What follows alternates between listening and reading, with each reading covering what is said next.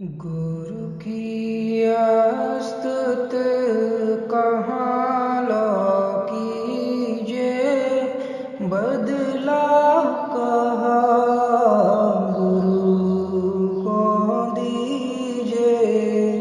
गुरु का बदला दिया न जाई, मन में उपजत है सकुचाई। इन्हीं नैन जिन राम दिखाए, बंधन कोट कोट मुक्ताए। अभय दान दीनन को दीने, देखत आप सरीखे कीने।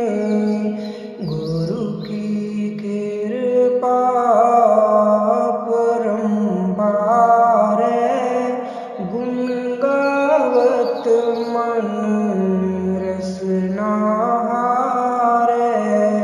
शेष सहस मुख निस दिन गावे, गुरु स्तुत को अंत न पावे।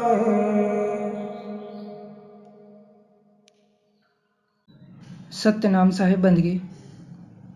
वेद शास्त्रों में इस तरह की जितनी भी वाणियां हैं, उन सभी वाणियों में शब्द गुरु की बात हो रही थी, ना कि किसी व्यक्ति की। ये जो वाणी मैंने आपको सुनाई है, इसमें जो कहा जा रहा है कि इन नैनन जिन राम दिखाए, बंधन कोटि कोटि मुक्ताए। अभय दान दीनन को दीने, देखत आप सरीखे कीने।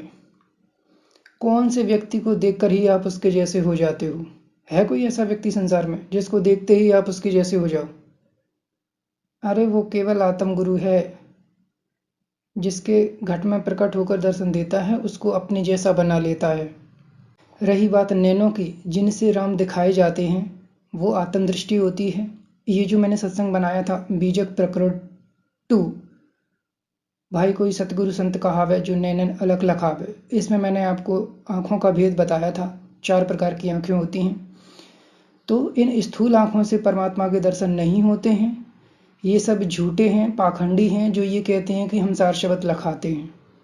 ठीक है, चलिए आज हम बात करेंगे बोल गुरु, अबोल गुरु और अनाम गुरु के बारे में। ये कौन होते हैं और कैसे ज्ञान देते हैं, इस चीज़ को आज समझते हैं। पहले बात करते हैं बोल गुरु की। बोल गुरु के अंतर्गत तीनों प्रकार के गुरु आ जाते हैं। एक जो व्यक्ति होता है, जो देही गुरु होता है वो, और जो मन होता है वो, और जो शब्द गुरु होता है वो भी। फर्क केवल इतना है कि जो देही गुरु होता है, जो व्यक्ति होता है, वो आपको स्थूल शरीर से बोलकर बताता है, अपने मुख से बोलकर बताता है। कहने का तात्पर्य है इंद्रियों का इस्तेमाल करके समझाता है। और जो मन होता है वो भी बोलकर ज्ञान देता है, और अलग अलग तरह से बोलकर ज्ञान देता है। एक तो जैसे आप लोगों ने सबने देखा होगा टीवी में या वेद शास्त्रों में पढ़ा होगा कि आकाशवाणी हुई। तो जो आकाशवाणी है वो आकाश तत्व से ही उत्पन्न होती है, और आकाश तत्व निराकार है, और निराकार मन ही है। ये सब चीज़ें एक दूसरे से इंटरलिंक्ड हैं, ये अलग नहीं हैं। ठीक है, एक तो ये तरीका हो गया कि बाहरी ब्रह्मांड में जागृत अवस्था में आकाशवाणी हुई। और दूसरा तरीका, अक्सर आप लोगों ने देखा होगा कि जैसे आपकी जरा सी आँख लगती है तो कोई आपको आवाज़ सुनाई देती है, या स्वप्न में कोई आपसे बातें कर रहा होता है, आप किसी से बातें कर रहे होते हो। वो सब मन की चीज़ें होती हैं, मन के द्वारा ही वो ज्ञान दिया जाता है। ठीक है, अब बात करते हैं शब्द गुरु की। शब्द गुरु भी बोलकर ज्ञान देता है, लेकिन तुर्यातीत अवस्था में, जब वो किसी भी जीव के आत्म घट में, शरत कमल में प्रकट होकर दर्शन देता है, उसके बाद वो उसको पूरा ज्ञान समझाता है, पूरे भेद समझाता है, शरीर से बाहर निकलने का रास्ता बताता है और सूरत के मूल ठिकाने को दिखाता है, वहाँ उसकी सूरत को ले जाता है, फिर वापस उसको शरीर में छोड़ देता है। तो वो सारा ज्ञान आमने सामने बैठकर जीव और परमात्मा आपस में बातें कर कर समझाते हैं, समझते हैं। ठीक है, तो बोल गुरु के अंतर्गत तीनों टाइप के गुरु आते हैं, लेकिन फ़र्क है कि कोई स्थूल शरीर से ज्ञान देता है, कोई सूक्ष्म शरीर से और कोई शब्द की देह से। अब बात करते हैं अबोल गुरु की। अबोल गुरु के अंतर्गत भी तीनों गुरु आ सकते हैं। जो व्यक्ति होता है, जो देही गुरु होता है, वो आपको इशारे से आपको समझा सकता है। जैसे आपने देखा होगा कि आजकल सिर के ऊपर का बिंदु लोग इशारे से बता देते हैं कि इस बिंदु पर ध्यान लगाना है, तो बिना बोले वो चीज़ बताई जा सकती है। या सांसारिक और व्यवहारिक ज्ञान भी इशारे से समझाया जा सकता है किसी व्यक्ति के द्वारा। और दूसरा, जिसने सिद्धि पा रखी है या कोई साधना सिद्ध कर रखी है या कोई मंत्र सिद्ध कर रखा है, तो वो उस मंत्र के प्रभाव से आपको कुछ ज्ञान समझा सकता है। ठीक है, इनडायरेक्टली वो होगा मन के द्वारा ही, भले ही वो व्यक्ति कर रहा हो, लेकिन इनडायरेक्ट वे में वो एग्जीक्यूट मन ही करेगा, क्योंकि जो भी मंत्र होते हैं, जो भी सिद्धियां होती हैं, जो भी साधनाएं होती हैं, वो मन की ही होती हैं। तो बाहर से तो वो व्यक्ति कर रहा होता है, लेकिन अंतर से वो जो एग्जीक्यूशन होता है वो मन के द्वारा ही होता है। ऐसे ही जो मन होता है वो कैसे ज्ञान देता है अबोल गुरु के रूप में, वो मैं समझा रहा हूँ। इस चीज़ को ध्यान से समझना, ये जानना बहुत ज़रूरी है आप लोगों के लिए। इसी में उलझे हुए हैं जो लोग सर्वव्यापिता की बात करते हैं। ये जो मन होता है, मैंने आपसे कहा था कि चेतन और अवचेतन मन की बात करी थी।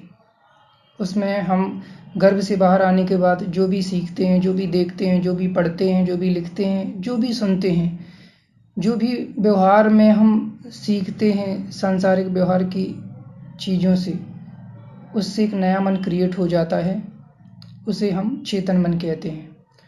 और एक अवचेतन मन होता है जिसे सबकॉन्शियस माइंड कहते हैं। तो होता क्या है कि जैसे ही आपका निज मन मृतक होता है या आप कोई साधना करते हो, कोई त्राटक करते हो, तब आप सबकॉन्शियस माइंड से कनेक्ट हो जाता है और वहाँ से इन्फॉर्मेशन डाउनलोड होना शुरू हो जाती है। तो उस केस में होता क्या है कि आपने जो सीखा है इस संसार में, पढ़ लिख कर या सुनकर या दूसरों को देखकर, वो इन्फॉर्मेशन में से अलग अलग तरह की इन्फॉर्मेशन जोड़ जाड़ कर एक नई इन्फॉर्मेशन क्रिएट होती है। उसी को लोग समझ लेते हैं कि ये हमें परमात्मा ने बताया है सर्वव्यापिता के रूप में, लेकिन वो होती उनके मन की ही उपज है। क्योंकि जैसे आपने गीता पढ़ी, रामायण पढ़ी, वेद पढ़े, पुराण पढ़े, तो जो डेटा आपने इकट्ठा किया है वो फिर क्या होता है कि मन आपका बहुत शार्प हो जाता है, आपकी बुद्धि थोड़ी सी बढ़ जाती है, तो फिर वो इधर उधर की चीज़ें जोड़ जाड़ कर नई इन्फॉर्मेशन क्रिएट करने लगती है अपनी मन मर्जी से। तो वो एक नया ज्ञान, एक नई इन्फॉर्मेशन जब आपके अंदर उत्पन्न होती है तो आपको ऐसा लगता है कि ये हमें सर्वव्यापिता के रूप में परमात्मा ने दिया है, जबकि वो होती मन की ही उपज है। जो वेद शास्त्रों में जो अनुवाद लिखे गए हैं, ये मन की ही तो उपज है। अपना अपना बुद्धि विवेक लगा के जो जिसको समझ में आया वो वही अनुवाद लिख दिया। और यूट्यूब पर आजकल जो बताया जा रहा है वो मन की ही तो उपज है। अबोल गुरु के रूप में वो मन ही इन्फॉर्मेशन फीड कर देता है, नई इन्फॉर्मेशन बना के, इधर उधर से कड़ियाँ जोड़कर एक नई इन्फॉर्मेशन तैयार करके आपके सामने आ जाती है और आपके मन में वो चीज़ उत्पन्न हो जाती है। वही लोग समझते हैं कि ये परमात्मा ने ज्ञान दिया है। ठीक है, और एक तीसरा तरीका होता है जब जागृत, स्वप्न, सुषुप्ति, इन तीनों अवस्थाओं के अंतर में कुछ लिखी हुई इन्फॉर्मेशन आती है, वो मन के द्वारा ही दिखाई गई होती है, वो मन कल्पित दृश्य होता है। तो अबोल गुरु के रूप में मन ऐसे ज्ञान देता है। और अबोल गुरु के रूप में परमात्मा जो ज्ञान देता है वो किस तरह से ज्ञान देता है वो मैं आपको समझा रहा हूँ। सबसे पहले वो जो ज्ञान देता है, जिस जीव की कोई अवस्था नहीं होती है, बिल्कुल साधारण जीव होता है, लेकिन जिसके अंदर सत्यता होती है, जिसके अंदर झूठ छल कपट नहीं होता है, शयानपना नहीं होता है, जो एक अच्छा जीव होता है, सत्य पर चलने वाला होता है, पिछले जन्मों में भक्ति करके आ रहा होता है, उसको परमात्मा अबोल गुरु के रूप में ज्ञान कैसे देते हैं। पहला तरीका है घटनाएं घटवाकर। सपोज आपने कोई किताब पढ़ी, कोई वेद शास्त्र पढ़ी, गीता पढ़ी या रामायण पढ़ी या कुछ भी पढ़ा या कुछ भी विचार किया और उसका वो आपको समझ नहीं आया। सपोज वो आपको समझ नहीं आया और अगर आपने सत्यता धारण की है, आप एक सच्चे जीव हो, तो परमात्मा क्या करेगा कि आपके आसपास आपसे जुड़े हुए लोगों के द्वारा आपके सामने वो ऐसी घटना घटवाएगा कि उस घटना के घटने के दौरान में आपको आपके प्रश्न का उत्तर मिल जाएगा। पहला तरीका ये होता है सर्वव्यापिता के रूप में, जब परमात्मा ज्ञान देता है अबोल गुरु के रूप में। जब सर्वव्यापिता के रूप में ज्ञान देता है तो वो अबोल गुरु ही है, क्योंकि वो बोलकर ज्ञान नहीं दे रहा है। ठीक है, कंडीशन एक है लेकिन उसका एग्जीक्यूशन अलग अलग तरीके से हो रहा है। और परमात्मा का दूसरा जो तरीका होता है अबोल गुरु के रूप में ज्ञान देने का, वो होता है ज्ञान की फीडिंग।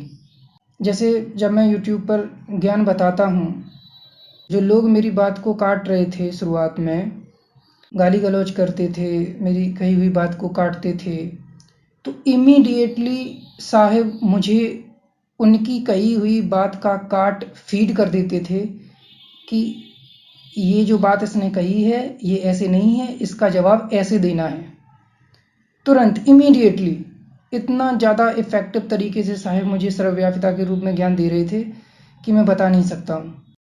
तो दो तरीके से साहिब ज्ञान देते हैं। कैसे? एक तो घटना घटवाकर और दूसरा ज्ञान की फीडिंग। डायरेक्टली आपके पास उस बात का आंसर फीड किया जाता है। ठीक है, तो ऐसे अबोल गुरु के रूप में ज्ञान देते हैं। अब बात करते हैं अनाम गुरु की। अनाम गुरु केवल परमात्मा होता है, जिसने अपना दूसरा रूप बनाया है शब्द गुरु का, और वो आत्म घट में प्रकट होकर जीव को ज्ञान समझाता है। यहाँ पर भी वो अलग अलग तरह से ज्ञान देता है। जैसे किसी जीव की अवस्था बहुत गिरी हुई है, लेकिन वो भाग लिखा के आया है, पूर्ण भाग लिखा के आया है, अवस्था उसकी है नहीं, तो बापू क्या करता है कि सामने बैठकर समझा देता है। फिर धीरे धीरे जब उसकी अवस्था ऊपर उठती है तो फिर तुरीयातीत अवस्था में उसको कुछ वाणियाँ लिखी हुई आती हैं। थोड़ी देर पहले जब अबोल गुरु की बात कर रहे थे मन के पर्सपेक्टिव में, तो उस केस में भी लिखी हुई इन्फॉर्मेशन आ रही थी, लेकिन परमात्मा जब कुछ लिखकर बताता है उसमें, और जब मन कुछ लिखा हुआ दिखाता है उसमें जमीन आसमान का अंतर होता है। क्योंकि जो मन दिखाता है वो स्वप्न या सुषुप्ति अवस्था में ही भरमाता है, और परमात्मा केवल तुरीयातीत अवस्था में ही लिखी हुई वाणी दिखाते हैं। परमात्मा स्वप्न और सुषुप्ति में कुछ भी नहीं देते हैं, क्योंकि वो सूरत को खींच कर ले जाते हैं उस सूक्ष्मता में। Got it? तो इन सब चीज़ों को समझना इतना डिफ़िकल्ट है, किसी भी साधारण जीव के बस की बात नहीं है, बहुत कॉम्प्लिकेटेड है। फिर जब और अवस्था बढ़ जाती है तो लिखा हुआ आना भी बंद हो जाता है, सीधी सीधी ज्ञान की फीडिंग होती है, जो जैसे सर्वव्यापिता के रूप में ज्ञान की फीडिंग होती थी, उससे थोड़ा उच्च लेवल के तरीके से साहिब ज्ञान की फीडिंग करते हैं, जिसके घट में प्रकट होते हैं। साहिब के जितने तरीके थे, मन और माया ने उसकी डुप्लीकेट रचना कर रखी है, इसीलिए पूरा संसार भ्रमित है। परमात्मा जो जो काम करते हैं, जिस जिस विधि से ये सृष्टि में जीवों को निकालने के उपाय परमात्मा ने रचे, उन सभी उपायों की डुप्लीकेट रचना मन और माया ने रच रखी है। ठीक है, फर्क केवल अवस्थाओं का है कि ये मन और माया, जागृत, स्वप्न, सुषुप्ति, इन तीनों अवस्थाओं के अंतर्गत ही जीव को भरमाते हैं, जीव को ज्ञान देते हैं, या जीव की साधनाएं चलाते हैं, या सिद्धियां देते हैं। जो भी करते हैं इन तीनों अवस्थाओं के अंतर्गत ही करते हैं। लेकिन जो परमात्मा जब सहायता करता है तो वो तुर्यातीत अवस्था में करता है। परमात्मा न तो सपने में आता है और ना ही नींद में, और ना ही इन आँखों से दिखता है। वो तुर्यातीत अवस्था में ही दर्शन देता है, वो भी आत्म घट में, न कि शरीर घट में। बस इतना है कि जब परमात्मा सर्वव्यापिता के रूप में किसी को ज्ञान फीड करता है तो जागृत अवस्था में ही कर देता है, क्योंकि उस जीव की अवस्था नहीं है सूरत को खींचने की कि वो उसको तुर्यातीत अवस्था में ले जाए। उस जीव की अवस्था है ही नहीं, तो उसको जागृत अवस्था में ही परमात्मा डायरेक्टली ज्ञान की फीडिंग कर देता है। और वहीं पे सबसे बड़ा कन्फ्यूजन होता है कि उस जीव को ये समझ नहीं आता है कि ये परमात्मा ने फीड किया है या मन ने। जो अज्ञानी हैं वो अपने ही चलाते रहते हैं और उनको ऐसा लगता है कि हमें ये परमात्मा ने बताया है। लेकिन जो समझदार हैं, जिनके ऊपर परमात्मा की कृपा बहुत ज़्यादा है, वो उस चीज़ पर विचार करते हैं कि क्या इसको डिफ्रेंशिएट किया जा सकता है किसी भी तरीके से कि ये मन का है या परमात्मा का है। यदि उसको समझ नहीं होता है, क्लियरिटी नहीं आती है, तो वो चीज़ वो किसी को बताता नहीं है। मेरे साथ भी ये चीज़ होती थी कि कई सारी बातें जो परमात्मा मुझे बताना चाह रहा था वो मैं नहीं समझ पा रहा था। कभी कभी कन्फ्यूजन हो जाता था, मुझे डर लगता था कि ये कहीं मन ने तो नहीं किया है। मैं उसको डिफ्रेंशिएट नहीं कर पाता था कि ये परमात्मा ने बताया है या मन की उपज है। तो वो सबसे बड़ी समस्या होती है सर्वव्यापिता के रूप में ज्ञान जब मिलता है तब। और यही कारण है कि जो लोग सर्वव्यापिता की बात करते हैं उनके आप सभी सत्संग सुनोगे तो कभी आपको ऐसा लगेगा कि ये बहुत ज्ञानी है, और कभी वो ऐसी बात करेंगे कि ऐसा लगेगा कि इनको कुछ आता ही नहीं है, क्योंकि वो डिफ्रेंशिएट नहीं कर पाते हैं कि क्या मन ने फीड किया है, क्या परमात्मा ने। ठीक है, तो इसलिए सर्वव्यापिता के रूप में जो ज्ञान मिलता है उस पर भरोसा नहीं किया जा सकता है जब तक आपको आत्म अनुभव ना हो, जब तक आपके परमात्मा को दर्शन ना हो, तब तक उसको पूर्ण सत्य मानना बेवकूफ़ी होगी। ठीक है, तो इस तरह से ज्ञान दिया जाता है अलग अलग गुरुओं के द्वारा। अब आप लोगों का एक प्रश्न था कि कैसे पता चलेगा कि किसी के पास साहेब आते हैं या काल। तो ये चीज़ थोड़ा ध्यान से समझना, मैं समझाने की कोशिश कर रहा हूँ। हालांकि ये समझाने वाली चीज़ें नहीं हैं, फिर भी मैं कोशिश कर रहा हूँ।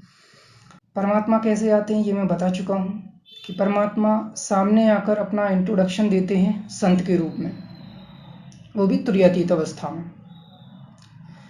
और जो मन होता है, जो निरंजन है, वो क्या करता है कि वो ज्योति रूप में दर्शन देता है। अब ज्योति भी अलग अलग तरह की वो रख लेता है। दीपक की ज्योति की तरह भी वो दर्शन देता है, कोई लंबी चौड़ी पिलर के आकार की ज्योति के रूप में भी वो दर्शन देता है, और प्रकाश के रूप में भी वो दर्शन देता है। केवल प्रकाश दिखेगा, उस जीव को कुछ दिखेगा नहीं।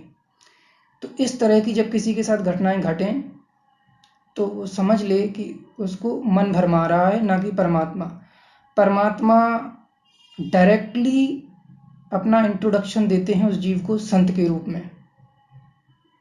ठीक है, और दूसरी बात, जब मन आपको भरमाता है, जब मन आपको ज्योतिष रूप में दर्शन देता है, तो उसके बाद कुछ घटनाएं घटती हैं, वो मैं आपको बता रहा हूँ। कि सबसे पहले तो आपको क्या होगा कि निरंजन के दर्शन होंगे। निरंजन के दर्शन किस तरह से हो सकते हैं वो मैं प्रोबेबिलिटी समझा रहा हूँ। कि जैसे छायादार जो शरीर की देह होती है ना, छायादार, उस रूप में आपको कोई आकृति दिखेगी। छायादार आकृति का तात्पर्य है कि जो निरंजन का जो स्वरूप होता है, संसार में जो शिव जी का जो रूप दिखाया गया है, हाथ में त्रिशूल लिए हुए, सिर पर जटाएं, और इस तरह की जो आकृति दिखेगी छायादार देह में, वो हो सकती है। या ब्राह्मण के रूप में आपको निरंजन के दर्शन होंगे, केवल दिखेगा, उसमें कुछ बातों का कन्वर्सेशन नहीं होगा, ठीक है। या ओम दिखेगा। ओम कैसे दिखेगा कि प्रकाश में से ओम निकलता हुआ दिख सकता है, या जैसे बिजली कड़कती है ना, तो उस समय जो आपको बिजली की लंबी लंबी लाइंस दिखाई देती हैं, टेढ़ी टेढ़ी चमकती हुई लाल पीली, उस बिजली के तार की तरह बना हुआ ओम दिख सकता है आपको। ये जो दर्शन होते हैं ये मन कल्पित दृश्य होते हैं, इनका कोई मतलब नहीं होता है। और जब मन भरमाता है जैसे, और ये मन उसी को भरमाता है जो हठ योग की साधनाएं करते हैं, त्राटक करते हैं, या मंत्र सिद्धि करते हैं, या सिर के ऊपर ध्यान लगाते हैं, या जो भी है, जितनी भी साधनाएं हैं। जब कोई व्यक्ति साधना करके अपनी सूरत को चढ़ाता है तो उसको इस तरह के दृश्य दिखते हैं। बैकुंठ लोक दिखेगा। बैकुंठ लोक की पहचान है कि उसमें 2 सफेद घोड़े पानी पी रहे होंगे, वो जगह एकदम 7 स्टार होटल की तरह होगी। तो ये जो लोक बताए गए हैं ये सिर्फ अवस्थाएं होती हैं मन कल्पित, ठीक है। और किसके पास साहेब आते हैं या किसके पास काल आते हैं, इसकी सबसे बड़ी पहचान ये है कि जिसके पास परमात्मा आएगा वो सामने से अपना इंट्रोडक्शन देगा और उस जीव को पूरा एस्ट्रल ट्रैवल परमात्मा अपने साथ रख कर ही कराते हैं। जबकि जिसको मन भरमाता है वो जीव अकेले ही एस्ट्रल ट्रैवल करता है, वो भी मन कल्पित अवस्थाओं में। वो ब्रह्मांड से बाहर जाती ही नहीं है उसकी सूरत। जो निरंजन है वो उस जीव को अवचेतन मन में ही गोल गोल घुमाकर सारे मन कल्पित दृश्य दिखा देता है, नकली सतलोक दिखा देता है। जैसा कि आप लोगों ने YouTube पर देखे होंगे, बहुत सारे वीडियो पड़े हैं। कोई कहता है कि सतलोक में दूध की नदियां बह रही हैं, कोई कह रहा है कि हीरे जवाहरात जुड़े हैं। तो ये क्या है? ये नकली मन कल्पित दृश्य हैं। सतलोक को कोई आज दिन तक समझ ही नहीं पाया कि सतलोक होता क्या है। वहां कुछ भी नहीं है, ठीक है। तो आज आपको समझ आ गया होगा कि किसी के पास साहेब आते हैं या काल कैसे पता चलेगा। तो ये ऐसे ही पता चल सकता है। और सर्वव्यापिता के रूप में साहेब जिसकी सहायता करते हैं, उस जीव के साथ भी अलग अलग तरह की घटनाएं घटती हैं। जैसे कि मेरे साथ अक्सर ये घटता था कि मैं अगर जाने अनजाने में बिना सोचे कुछ बोल दूं तो वो घटना घट जाती थी। जस्ट लाइक अ गोल्डन टंग, कोई कुछ बोल देता है वो घटना घट जाती है। इसलिए कभी भी किसी भी साधु संत से आप उलझना मत, वरना आपकी दुर्गति हो जाएगी। देखो, अगर वो ढोंगी है तो आपने उससे कुछ उल्टी सीधी बात करी या उसको परेशान किया, और सपोज मान लो उसने कोई सिद्धि कर रखी हो या कोई मंत्र सिद्ध कर रखा हो, तो वो तुम्हारी ऐसी तैसी कर देगा मंत्र मार के। और अगर वो सच्चा साधु है तो परमात्मा तुम्हारी ऐसी तैसी कर देंगे। अगर तुमने उसको परेशान किया, गाली गलौज करी और उसको व्यथा हो गई, तो समझ लो कि तुम्हारी दुर्गति निश्चित है। इसीलिए ये जो वेद शास्त्रों में कहा गया है कि मोर बचन चाहे पड़ जाए फीका, संत बचन पत्थर कीली का।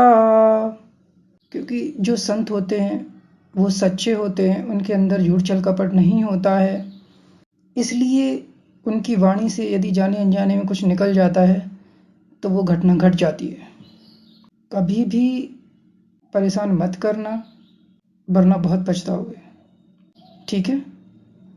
तो ये आप लोगों के, बहुत सारे लोगों के प्रश्न थे आज के सत्संग से रिलेटेड, तो आज उनको जवाब मिल गया होगा। और एक बात और बताना चाहूँगा आप लोगों को कि 14 जून के बाद हो सकता है कि कोई मुझसे जुड़ा हुआ व्यक्ति या कोई मेरा नाम लेकर आपसे ये कहे कि वो सार शपथ देता है, या वो मेरा मित्र है, या मेरा गुरु है, या मेरा भाई है, व्हाटएवर जो भी है। मेरा नाम लेकर कोई भी व्यक्ति आपसे कुछ कहता है तो उसकी बातों में नहीं आना है। सबसे पहले मैंने जो वाणियाँ पूछ रखी हैं, जिनके अर्थ मैंने पूछे हैं अपने चैनल पर सत्संगों में, उन वाणियों के अर्थ पूछ लेना। यदि बता दे तो बात कर लेना, अन्यथा बातें ही नहीं करनी है ऐसे किसी भी व्यक्ति से। मैं ऐसा इसलिए कह रहा हूँ क्योंकि काफ़ी समय पहले मेरे पास कुछ उल्टे सीधे कमेंट्स आए थे बदतमीज लोगों के। क्योंकि मैं गुरुआई नहीं करता हूँ, ना मैं किसी का गुरु हूँ और ना ही मैं चेले बनाता हूँ। अगर साहिब का कुछ संदेश पहले आया था तो मैंने थर्ड पर्सन से नामदान कराया था, मैंने नहीं किया था। ठीक है, तो ये सब बातें आप लोगों को ध्यान रखनी है। कहीं भी नहीं जाना है। अगर कोई संदेश आएगा फ्यूचर में तो इस चैनल पे बता दूंगा। वैसे कोई उम्मीद मत रखना मेरे से। 14 जून के बाद कोई भी संदेश नहीं आएगा और ना ही कुछ वैसा होगा जैसा आप लोग सोच रहे हो। आपका और मेरा कोई मेल नहीं है, क्योंकि आप लोग तो महापुरुष को ढूंढ रहे हो, अवतारी पुरुष को ढूंढ रहे हो और मैं इस संसार का सबसे तुच्छ प्राणी हूँ। इसलिए आपका रास्ता अलग है, मेरा रास्ता अलग है। ठीक है, चलिए आज के लिए बस इतना ही। सतगुरुदेव सतपुरुष कबीर साहिब की जय।